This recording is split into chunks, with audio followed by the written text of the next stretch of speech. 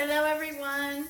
Today we're going to be making something using chuck roast. This is a chuck roast that I've cut up and taken the fat and gristle off. And we're going to be adding in a favorite ingredient, some Guinness stout beer. And what we are going to make is a Guinness stew. So we'll be back to show you what that looks like in just a moment.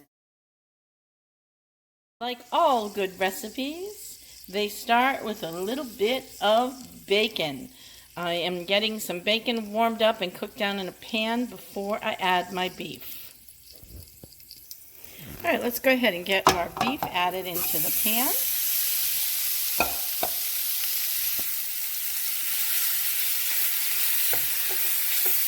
And we just want to brown that meat. We don't want to cook it all the way. We're just trying to give it a little sear. Now, also, this trick is not to crowd the meat, because then you'll be stewing the meat, right? So if you have more meat than this, you'll want to do it in batches. But that should be just enough to have it cook without it stewing. We'll let that cook and brown for just a minute. All right, we're going to add half the meat and leave the other half out. And the reason is that I want this to brown nicely on all sides. The other thing is make sure that before you even get your meat in the pan that you've added salt and pepper so that it's been salted and peppered, nicely seasoned. All right, in the same pot, we've added in some olive oil. And now we're going to pop in our onions.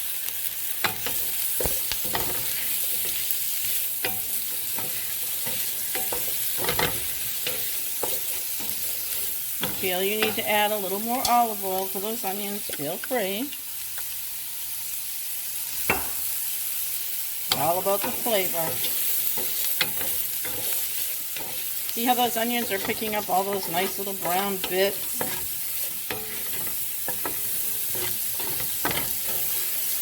This is all developing that nice layered flavor. We're going to let those cook on a lower heat so they become translucent, and then we'll go ahead and add in some garlic. All right, now that our onions are just about translucent, we're going to go ahead and drop in our garlic.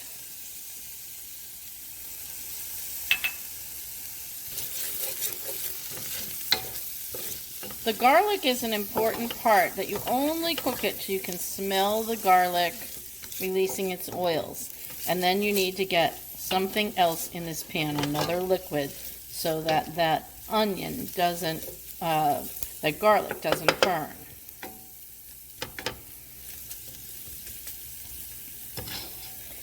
And for this, we're going to be putting in some flour and then the liquid. And that's kind of how this is going to go. And we're going to use a whisk to kind of keep that flour moving in the pan. So let's go ahead and do that. It's a quarter cup of flour, or a third a cup of flour, I should say. And we used about almost 2.5 pounds of beef. So what we're trying to do is we're trying to form a little bit of a roux in here. We don't have a whole lot of moisture and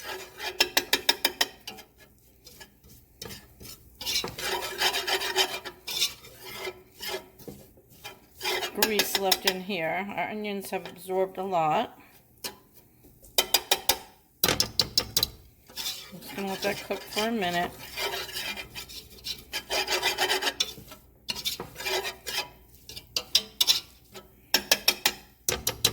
You can always add in a little bit of beef stock to get it going. To add in a little bit of moisture. Smells delicious already in here, let me tell you.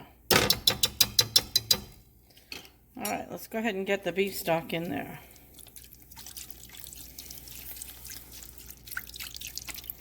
And give it a good stir.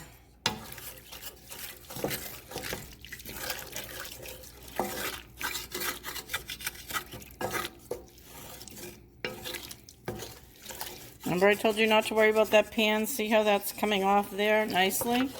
Remember all that brown in that pan? That's all the flavor that we developed in that pan.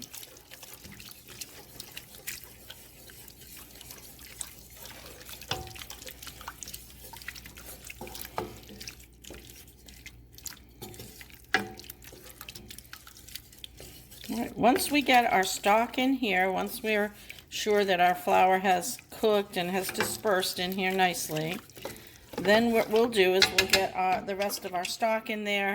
Then we can add in the rest of our veggies. And we can put our meat back in. And then it will cook up for about an hour and a half.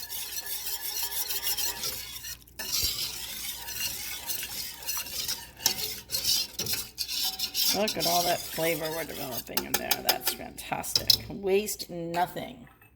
Okay, I'm going to go ahead and I'm going to let this cook just for about 2 minutes. Then I'm going to add the rest in. So see, now we have a roux. See how that's nice and thick? Now we can go ahead and we can add in the rest of our ingredients. Let's get the rest of that stock in there. Slowly add it in, stir it around.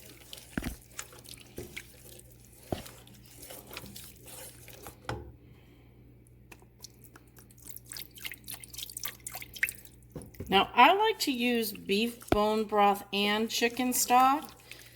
I make my own homemade chicken stock, so to me, that's the most flavorful way to do this. And the beef bone broth, I just think, is ultra flavorful. So we're going to be using about 3 cups of beef broth, maybe 4, and some chicken stock. Maybe a cup to a cup and a half of chicken stock. Maybe a little more if we seem like we can handle it. All right, we'll be back in just a moment. All right, now that we have all of our stock and our beef stock, our chicken stock, everything added in there, we're going to go ahead and put the carrots in and then the potatoes. All right, carrots are in. That's about 4 large carrots. And we're going to put in about 4 potatoes as well. All right, we've added in those potatoes.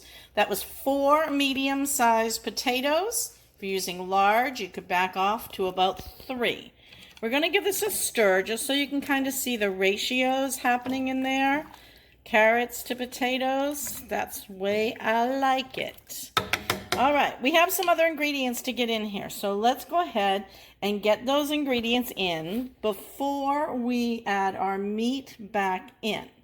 Now, remember, we're not going to forget that Guinness. That's going to go in just before the meat. But we want to get in about a tablespoon to a tablespoon and a half of Worcestershire. And you know I don't always measure exactly. So we're just going to, there we go. Did about 3 good shakes of the Worcestershire. You don't want to overpower it with Worcestershire. We also need to get our tomato paste in. So I'm going to go ahead and do that. And then we will add in our thyme. And we can put our meat and our Guinness in. All right, there's our tomato paste. And that's important. Use the whole can, because that's also going to help to thicken this up. Because remember, we did about 1/3 of a cup of flour. We want this to be a nice hearty stew. And the starch from the potato will help, and so will that tomato paste to thicken it up.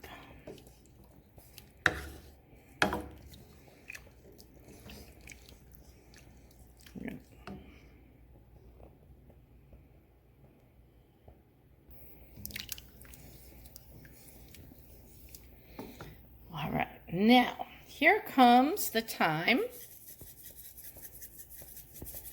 Thyme adds such a beautiful flavor, really does. And we want to get a couple of bay leaves in there as well. Let's pop those in. And next comes the fun part, the Guinness. Open the Guinness over the stove or keep your hand over it because it has a little nitro pack in it sometimes. Depending on which one you buy, this one has the nitro pack. And it makes it really fizzy.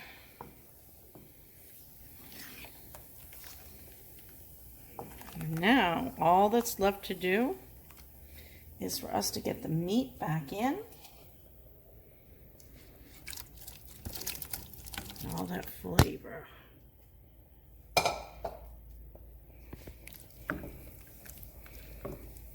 And we're going to let this cook. We'll taste in a little while, but it's not ready for us to taste. This is going to cook for an hour and a half. I'm going to leave the cover off until it comes up to a full boil. And then I'll go ahead and put the cover back on. And we'll show you how this all looks when it's done. And here's our finished product.